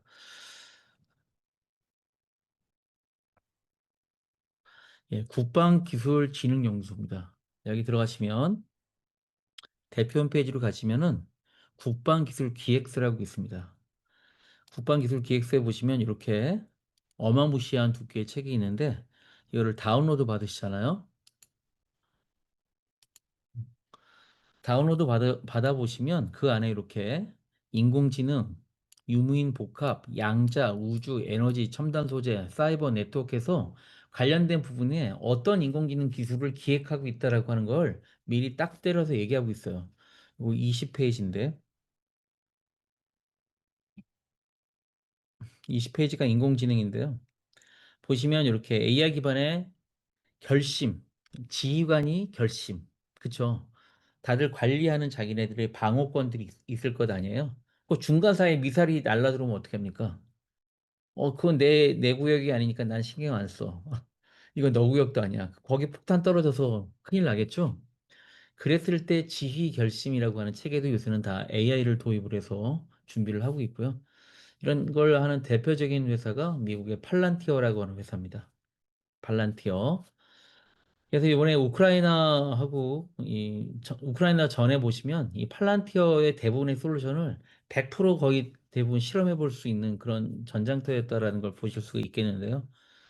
여기 AI가 들어가는 영역들입니다. 지능형, 전장 인식에서부터 이렇게 다 들어가 있는데요. 이 내용 역시 직접 한번 다운로드 받아서 보시고요. 그래서 지능형 전 영역 통합 감시, 스마트 군수 국방 운영, 여기 모두 다 일반적인 AI를 사용하고 있고요. 우리나라 공공 영역에는 보통 이제 Explainable AI, XAI를 보편적으로 기본적인 형태의 AI로 채택해서 사용을 하고 있습니다. 내용 한번 참고해 보시고요. 여기 제가 링크 하나 걸어놨습니다. 그 안에 보시면 이제 지능형 전장 인식을 하고 판단하는 거, 이게 적군이냐 아군이냐에 대한 피하 식별, 네, 이런 거서부터 FOF라고 그래요. 포냐 프렌드냐. 그래서 이런 피하 식별에 대한 형태의 기술에서부터 전쟁 지역에 대한 상황 분석, 전시냐 평시냐 전평시냐, 이제 이런 것들에 대한 구분에까지도 다 이런 전장 지식 베이스 형태로 되어 있고요. 현재 이제 국방 방사청 중심으로 해서 LLM이 구축된 거는 꽤 오래됐습니다. 이제 그런 것들은 굉장히 지능화돼서 잘 만들어져 있다고 생각하시면 되겠고요. 국방 AI 플랫폼이라고 하는 것들이 있어서 여기서는 이제 적응형 AI라고 하는 어댑티브 아티피셜 인텔리전스라는 적응형 AI라고 하는 형태를 도입을 해서 사용을 합니다. 이제 그런 형태의 영역들도 한번 음, 친구인 GPT한테 한번 물어봐 주시면 도움이 되실 수 있을 것 같아요. 대표적인 게 이 팔란티어에서 만든 고담이라고 하는 표적 위치 식별과 같은 형태의 내용들이 있는데요. 여기 보시면 AI 기반으로 표적 위치를 식별해요. 그래서 데이터를 실제로 활용 위성이라든가 열 감지기, 우리 ORIR이라고 하거든요. 뭐 이런 걸 SNS, 정찰 드론, 스파이 정보, 이런 전장 데이터라고 하는 것들이 있는데, 이제 이런 것들은 여러분들께서 실제 이거를 사용할 그런 부대, 사용할 제대랑 관계를 만드시고, 데이터라고 하는 것들을 그제서야 확보하실 수가 있습니다. 네, 그런 형태 과정이 좀 필요하고요. 밑에 보시면 인공위성 데이터 외에도 뭐 드론 영상, IoT 센서 데이터, 오신트 데이터 같은 거 있죠. 오신트는 잘 아시죠? 요새 뭐 보안에는 이제 오신트 정보 같은 것들이 기본적으로 들어가 있는데, 여러분들 잘 아시는 미국의 키신저 장관, 키신저 장관 때 시작됐던 게 바로 오픈소스 인텔리전스라고 하는 오신트라는 기본 종고입니다. 그래서 저 INT, 인텔리전스 종류가 한 8가지 돼요. 뭐 웹인트다 그러면 웹 인텔리전스, 오픈소스 인텔리전스 한 10가지 정도 되는데요.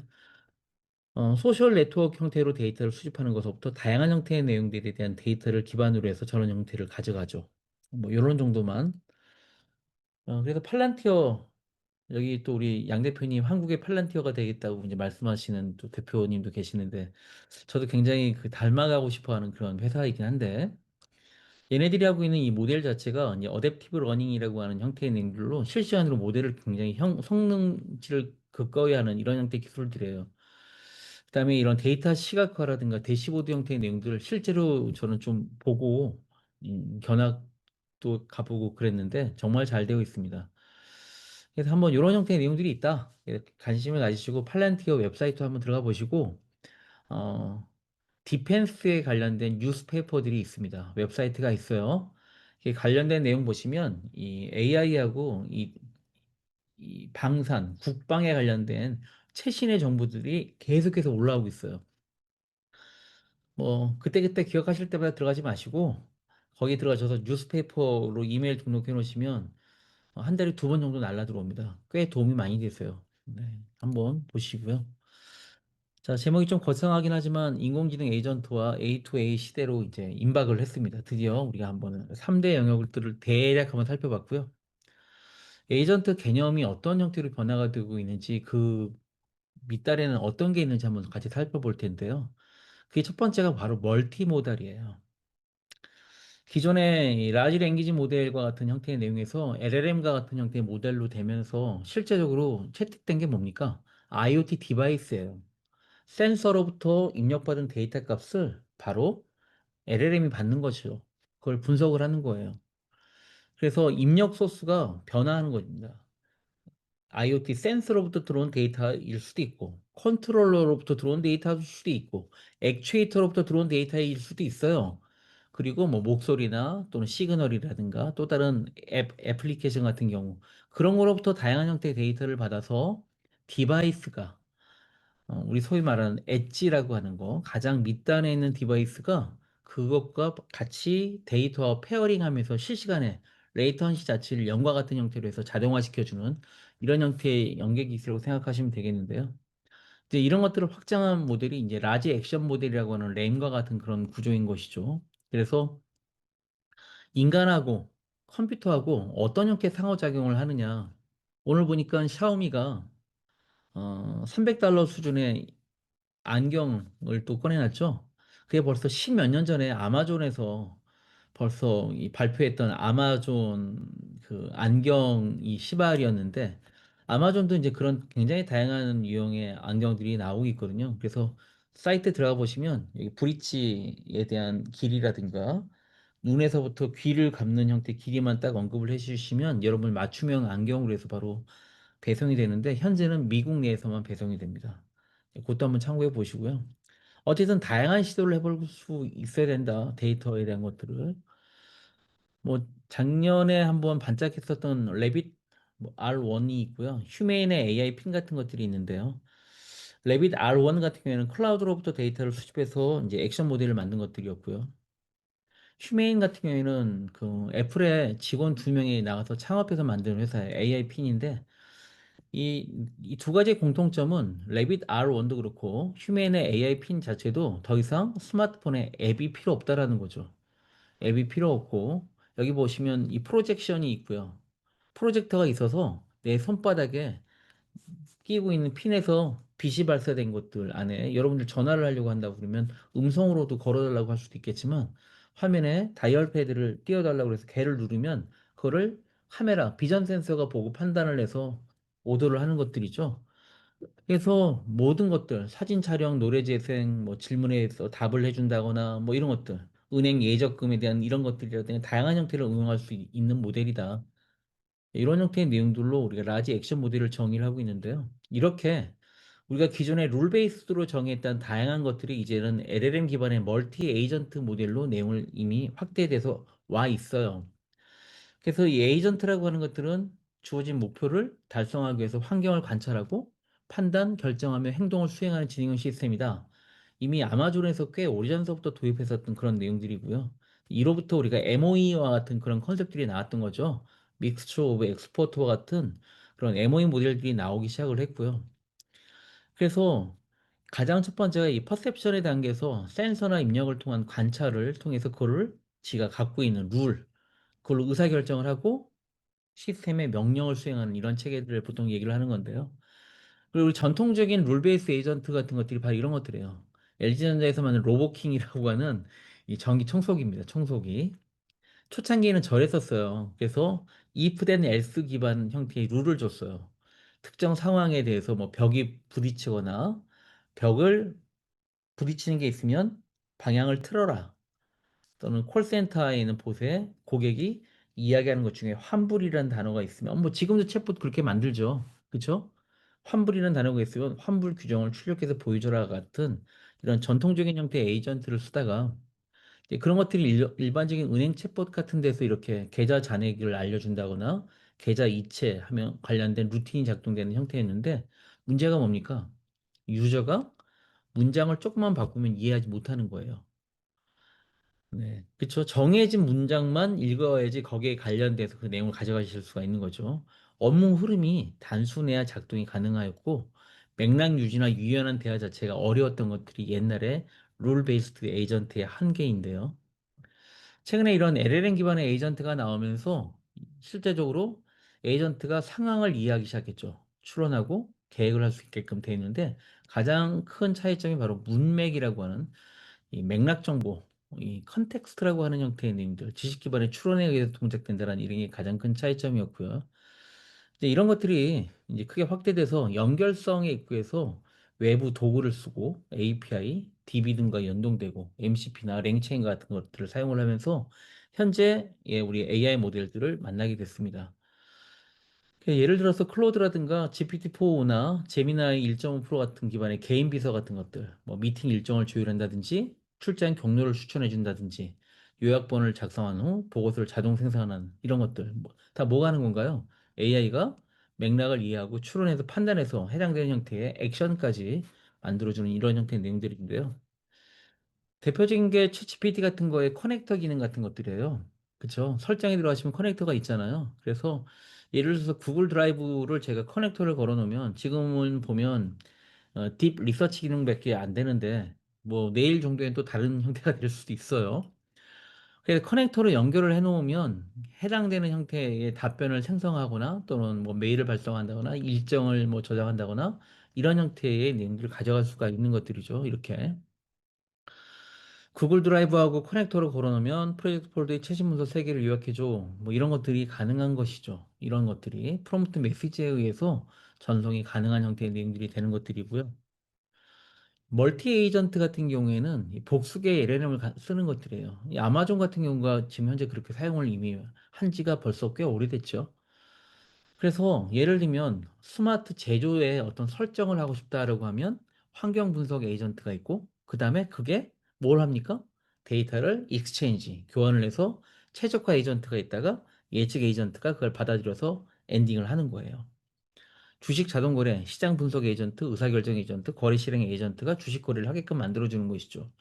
이런 멀티 에이전트의 시대를 우리가 거쳐왔어요. 그래서 기존의 AI 에이전트의 단계별 프로세스인 저 세 단계에 해당되는 내용들을 거쳐와서 우리는 이제 어떤 형태의 프로세스에 주목을 해야 되냐면 이렇게 기존에 갖춰진 디지털 인프라하고 환경적인 인프라를 사실은 구분할 수 있어야 된다는 게 가장 중요한 형태의 이슈인 거고요.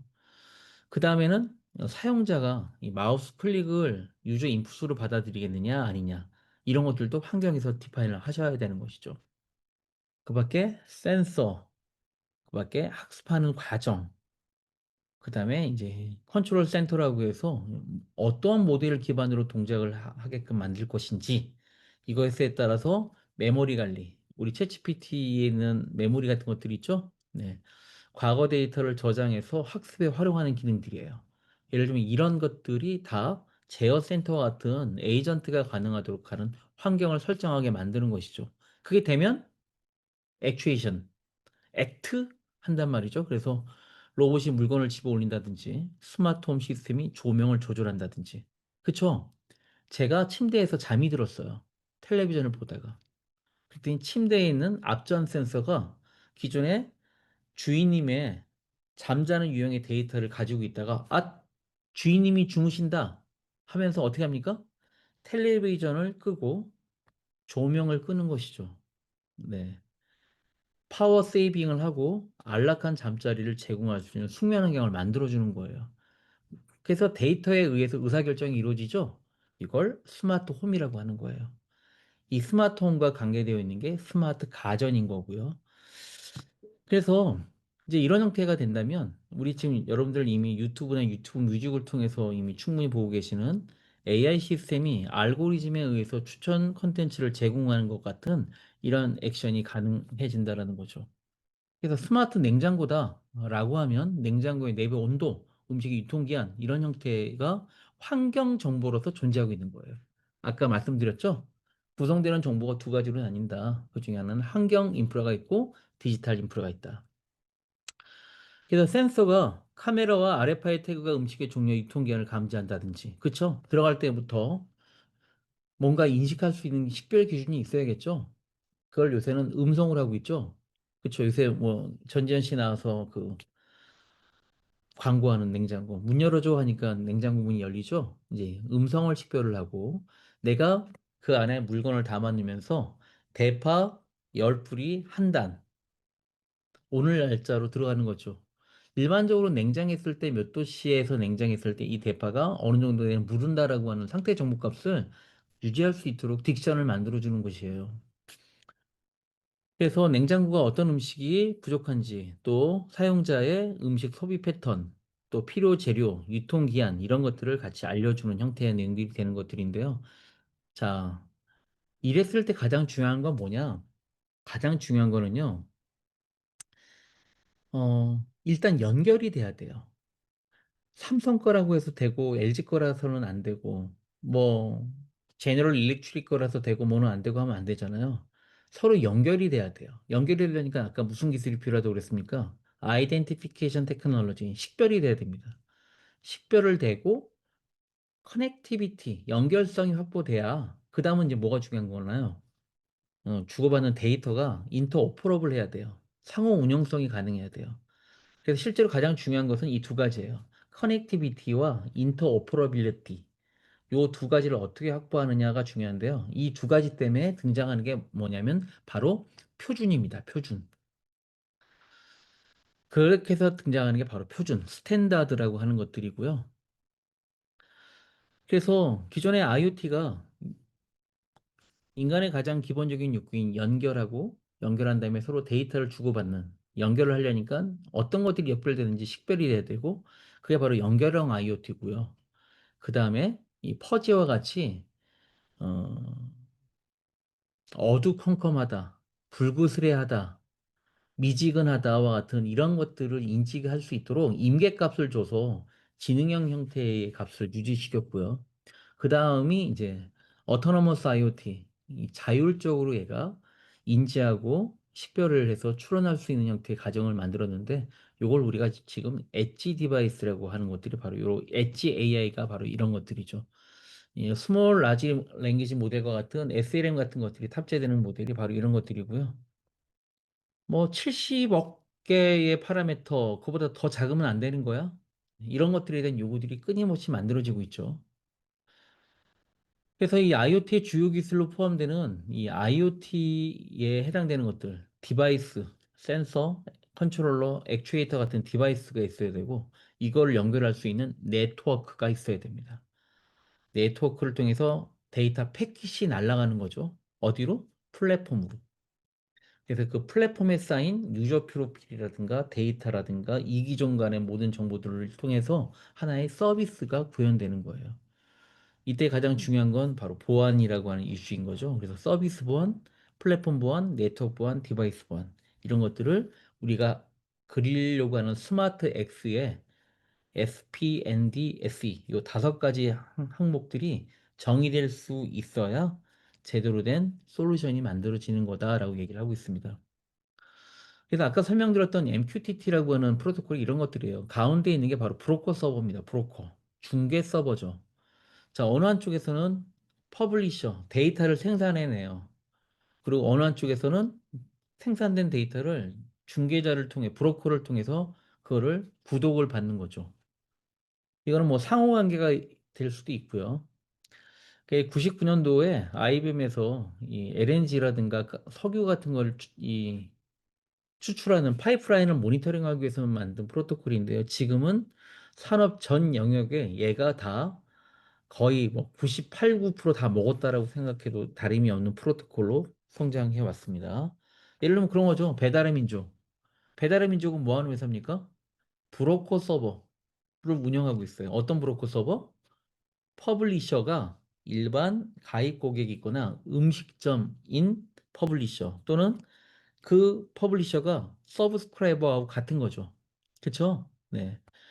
간짜장 하나를 퍼블리셔가 아닌 내가 간짜장 하나라고 브로커 서버한테 보내면 브로커 서버는 어떤 음식점에 대한 평판 정보를 제공하면서 어디 간짜장이 맛있다는 정보를 주면 제가 간짜장 하나를 브로커를 통해서 주면 브로커는 가입되어 있는 식당한테 보내는 거죠. 간짜장 하나인데 주문 받을래? 그럼 주문 접수. 자, 주문을 접수하면 또 주문 접수된 후에 브로커 서버한테 와서 주문이 접수되었습니다. 하고 또 사용자한테 또 뭘 해줘요? 서브스크립션을 알려주는 거죠. 자, 완성이 되면은요, 배달 시작. 그럼 맛있는 간짜장 한 그릇이 10분 뒤에 배달됩니다. 이런 서비스를 해준 데가 배달의 민족인 거예요. 그러니까 거기를 하기 위해서 뭘 해야 돼요? 고객을 유치해야 되고, 고객들이 만들어내는 다양한 형태의 해당되는 평판 정보, 레퓨테이션 정보들을 제공하는 것들을 그 사명으로 하고 있는 거죠. 자, 그래서 우리 스마트홈에서도 바로 이런 데이터에 의한 의사결정이 이루어집니다. 데이터에 의한 의사결정이 이루어져요. 데이터 수집, 처리, 분석, 교환은 똑같은데, 근데 관련된 내용들이 틀리죠? 가전이라든가, 전기 파워 세이빙이라든가, 물 절수를 한다든지, 가스 안전이라든지, 다양한 형태의 내용들로 확대가 되고 있는 것이에요. 그래서 등장한 게 매터라는 이 프로토콜인데요. 프로토콜이에요, 매터는. 그래서 이 스마트홈 안에 너무 다양한 형태의 표준들이 있었는데 이것 하나가 하나로 인게이지가 안 되다 보니까 서로 같은 회사가 아니면 서로 통신이 안 되고 통신사가 다르면 또 통신이 안 되고 프로토콜이 다르면 또 안 되고 하는 것들을 우리 한번 일치해보자 해서 IP 기반의 통신으로 통합이 된 거예요. 그래서 와이파이, 이더넷, 스레드 요 세 가지를 기본적으로 하고 있고요. 우리 페어링 한다라고 하죠. 페어링 그걸 블루투스로 하고 있는 형태고요. 최근에 이제 NFC로 그 내용이 하나가 더 추가가 됐습니다. 그래서 자 MCP 공부하신 분 많이 계시죠? 예, MCP 공부하신 분들 보시면 딱 보시면 MCP하고 바로 생각이 딱 되실 거예요. 결국은 산업에 사용되는 네트워크 전송 프로토콜이 결국은 곧 모델 컨텍스트 프로토콜이구나 라고 또 생각을 하실 거예요. 그래서 이렇게 다양한 기기들하고 네트워크 기술을 운영하는 이런 형태의 프로토콜을 제시함으로써 상호 운용성이 보장이 되고 있는데 예를 들면 이런 것들이에요. 기계를 사잖아요. 그럼 여러분들 기계를 딱 개봉을 하면 저렇게 QR코드나 밑에 숫자열이 나와 있는데 그걸 스마트폰으로 딱 카메라로 인지를 하거나 문자열을 입력을 하면 바로 페어링이 되어버리는 거죠. 제조사에 상관없이 메터라는 표준 하나에 현재 2024년 6월 기준으로 1135개가의 제품이 나왔어요. 그러니까 지금 기준으로 치면 한 1,500개 정도의 제품이 나왔다고 생각하시면 되는데요. 삼성, LG를 포함한 우리나라의 많은 회사들이 저 인증을 받고 있고요. 저것만 되면 언제 누구 어떤 제조사, 어떤 통신사 또는 구글 플랫폼이냐, 아마존 플랫폼이냐, 애플 플랫폼이냐, MS 플랫폼이냐 상관없이 디바이스에 대한 호환이 이루어지니까 데이터도 수집이나 이런 것들이 자연스럽게 이루어지니까 이제 뭐가 됩니까? 구체적인 스마트홈 MCP를 구현할 수 있게 되는 것이죠. 그래서 이 MCP 아키텍처를 살펴보면 IoT 장치 관리에서의 통합적인 MCP 형태를 기본적인 모델로 생각하실 수 있습니다. 산업 현장, 아까 스마트로 시작하는 모든 영역 안에는 그거용 MCP들이 이제 경합을 벌이게 될 거예요. 근데 그 형태의 내용들에 따라서 밑에 MCP 밑에 클라이언트를 잠깐 보실까요?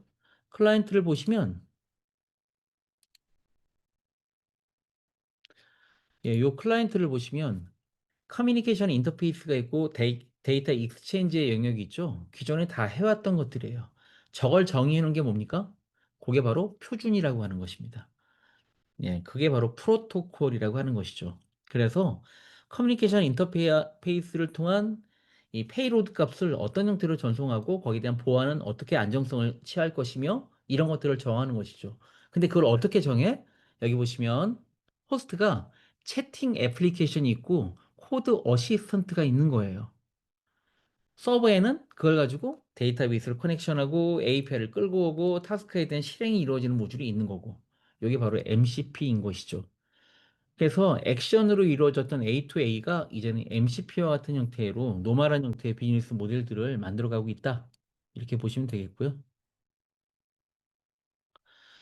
그래서 제가 이제 LLM에서 MCP 기반 온디바이스 서비스까지라고 이제 말씀을 드리는데, 벌써 9시 반이네요.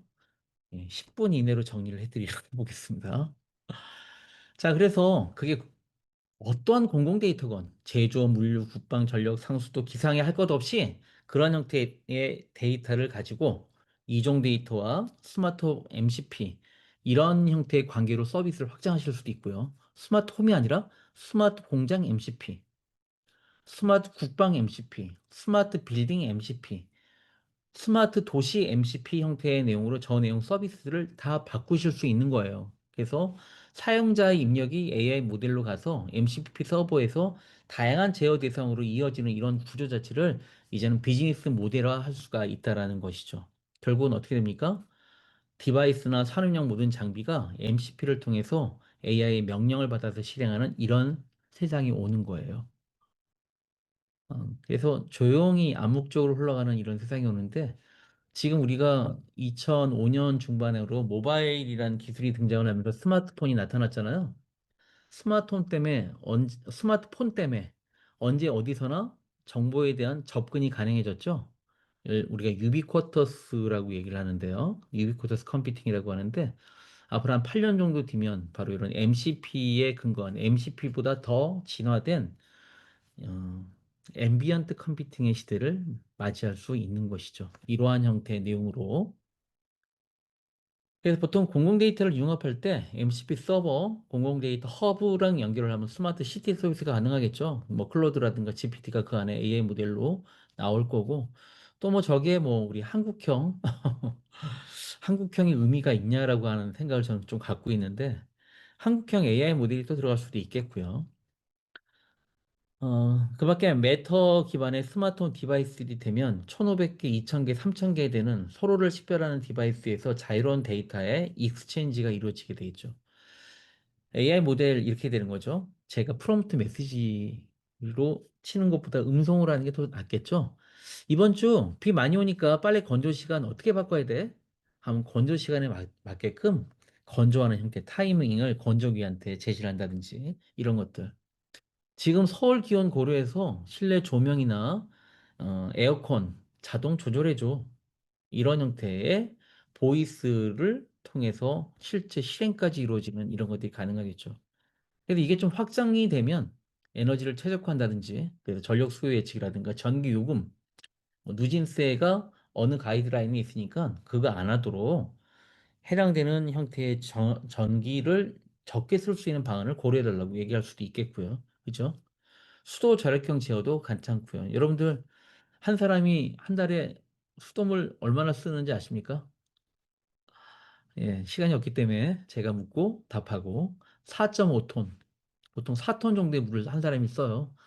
그러면 4인 기준으로는 16톤 정도 쓰는 것이죠. 여러분들 샤워할 때 물 딱 잠궈놓고 팍 하고 또 틀고 이런 반면에 우리 애들은 또 안 그렇잖아요. 노래 부르면서 막 하면서 또 샤워하면서 내가 한 4리터 썼을 거야 하지만 실제적으로는 4리터가 아니라 400리터 쓸 수 있는 형태의 상황이 만들어지는 것이죠. 이런 것들을 이런 형태의 내용들을 가져갈 수 있다라는 거예요. 언제 어디에서나 물 꺼줘, 물 틀어줘, 20도에 맞춰줘. 뭐 이런 형태의 내용들이 다 가능할 수 있다라는 거죠. 그래서 기상 기반의 스마트홈이라든가 위기 대응을 자동화한다든지 일반적인 생활 속에서의 일상화된 비서 서비스가 가능하다. 이게 뭐예요? 라지 액션 모델이 가능한 형태의 미래가 오는 것이죠. 그래서 우리가 자연어를 입력하면 AI 모델이 받아서 통합 MCP 서버에서는 공공 데이터를 연동한다든지 메타 디바이스를 연동하든지 산업용 설비를 연동한다든지 해서 AI 규칙 기반의 자동화 엔진을 통해서 제어하고 알림되고 학습이 이루어지는 이런 환경이 만들어지는 거. 이게 바로 아주 가까운 미래. 앞으로 뭐 1년, 2년도 채 안 걸리는 이런 형태의 내용일 거고요. 요거는 제가 하고 있는 일입니다. 이 바탕 색깔이 바뀌었죠? 저는 이제 홈 어시스턴트하고 오픈합이라고 하는 이 두 가지 스마트 홈에 대한 플랫폼들이 있는데 오픈 소스고 요새 이제 AI 기능들이 다 추가가 되어 있어요. 오픈 소스고. 그래서 스마트 홈 제어 허브나 이런 것들을 쉽게 구현하실 수가 있고 대시보드로 구현이 되어 있기 때문에 여러분들 뭐 대개 목조 주택을 하나 짓고 내가 이런 컨트롤 시스템을 직접 하고 싶다. 그럼 이홈 어시스턴트 HA만 구성하시면 되고요. 이제 이런 것들을 스마트폰 MCP 형태로 구성하실 수도 있어요. 그러면 이 홈 어시스턴트는 하나의 백엔드에 있는 플랫폼이 되는 거고요. 스마트폰 MCP는 내가 명령을 내리고 제어하기 위한 하나의 프로토콜이 되는 이런 형태의 내용들이죠. 현재 제가 개인 프로젝트로 만들고 있는 게 현재 이런 형태의 내용들이 되겠고요. 향후에 이제 이런 것들이 상용화돼서 산업화돼서 확장이 되게 되면 공장에서는 설비 예지 보전, 온도나 습도. 공장은 그거예요. 공장이 실제 제조를 함에 있어서 온도가 불량률에 상관관계가 있느냐. 그럼 연관규칙 학습 형태의 내용들로 우리가 결과값을 볼 수도 있는 거고, 뭐 아니면 뭐 익스트림 그레디언트 부스팅과 같은 가장 많이 쓰는 그런 엑스지 부스터 같은 방법 형태의 내용들을 가져가되 여기에 들어오는 데이터가 좀 결측치가 많다라든가 이상치가 많았을 때 그거를 분석하는 방법을 뭐 리치나 라션 이런 형태의 방법을 가져가든지 해서 우리가 원하는 형태의 내용들을 이제는 누가 다 해줍니까? 이런 코드 어시스턴트들이 그런 역할들을 우리의 보이스 커맨드로 대체해 줄 수 있는 것이죠. 에너지를 최적화한다든지 스마트 통합 제어, 생산 현장의 온도 초과 시 팬이 자동으로 작동하게 된다든지 최근에 가장 문제가 되는 SPC, 예. 도대체 생각이나 있는 것인지 이런 것들을 얼마든지 할 수 있었음에도 불구하고 일어나는 이런 사건들이 우리 생활 주변에 굉장히 많잖아요. 이렇게 할 수 있다라는 거죠. AI 작업자에 대한 안전을 보조할 수 있는 것들. 물류 역시 마찬가지입니다. 이 신선 냉장 물류를 우리가 콜드 체인이라고 하는데요. 이런 콜드 체인에 대한 모니터링이라든가, 그 다음에 AI 기반으로 경로를 최적화하는 거. 그렇죠. 탄소 저감이나 이런 것들에 대한 내용들도 굉장히 민감한 형태의 내용들이고요. 창고 자동화, 재고 상태를 예측하는 거. 국방 쪽은 기지 자동화, 무기나 장비의 상태에 대한 예지 보전. 뭐 이런 것들이 필요한 게 우리나라 요새 이 현대전에는요. 대부분 다 배터리가 장착돼서 쓰여지는 무기들이 많아요. 배터리 표준화가 안 되어 있어요. 그러면 내가 장착하는 무기가 한 6가지가 된다라고 하면 여섯 가지를 충전하는 충전기가 6개가 있어야 돼. 미국은 10년 전에 표준화 시켰어요. 우리나라는 아직 안 되어 있단 말이에요. 그 바쁜 와중에 충전기까지 배낭에 챙겨가야 되냐 이거죠. 6개가 다 틀려. 하나만 똑같아도 다른 데 학교만 다 맞으면 좋은데 안 그렇단 말이죠. 그러니까 예지 보정 같은 건 굉장히 중요한 형태의 내용들을 담고 있는 거예요. 그 밖에 뭐 백업망이라든가 비상대응 제동화든 뭐 이렇게 국방 분야에도 이렇게 다양하게 사용될 수가 있습니다. 마지막 페이지입니다. 우리가 AI로의 전환을 얘기할 때는 이 단순한 기술 도입을 하자고 가는 게 아니에요. 뭐가 중요하냐? 이 스마트 X. 고객이 이 밸류 프로포지션에 대한 형태의 내용들로 얼마만큼의 개인과 이 로스트에 해당되는 내용들을 명확하게 인지시켜 놓냐라고 하는 이런 기본적인 게 중요한 것이거든요. 그래서 조직의 또는 고객의 문화적이나 전략적인 변화 사항들을 우리가 인지하고 있어야 된다. 자, 그래서 우리는 이런 것들까지를 포함한 그러한 기술인 AI를 오썸 이노베이션이라고 저는 제 명명을 하기로 했습니다. 그래서 눈에 띄게 혁신적이고 사람들에게 감탄을 불러일으킬 만큼 이런 경이로운 변화를 가져오는 AI, 이제는 다 같이 할 수 있어야 된다. 그런 입장에서 자, 제가 오늘 제목으로 삼는 내용을 발표를 마치겠는데요. 우리 지금까지 데이터 공작소의 여러 강의들을 제가 보면서 이 여러 가지 도구에 대한 사용 설명 이런 것들이 나왔잖아요. 기술은 단순히 생산성을 높이는 도구가 아니라 이렇게 새로운 비즈니스 모델과 가치를 창출하는 수단이긴 한데 바로 도구가 없어서도 안 되는 형태의 영역들이 있는 거거든요. 그래서 우리 도구에 대한 사용이라든가 그 밖에 기술에 대한 도입에 우리가 신경을 쓸 때 이런 새로운 BM과 가치에 대한 내용들이 우선될 수 있어야 된다. 이런 형태의 내용들로 오늘 제가 전달하고자 하는 내용들을 마무리할까 합니다. 자, 지금 제가 1시간 40분 정도 사용한 것 같은데요. 예, 경청해 주셔서 감사드리고요. 자, 열심히 들어주시느라고 수고 많으셨습니다. 박수로 마무리하겠습니다.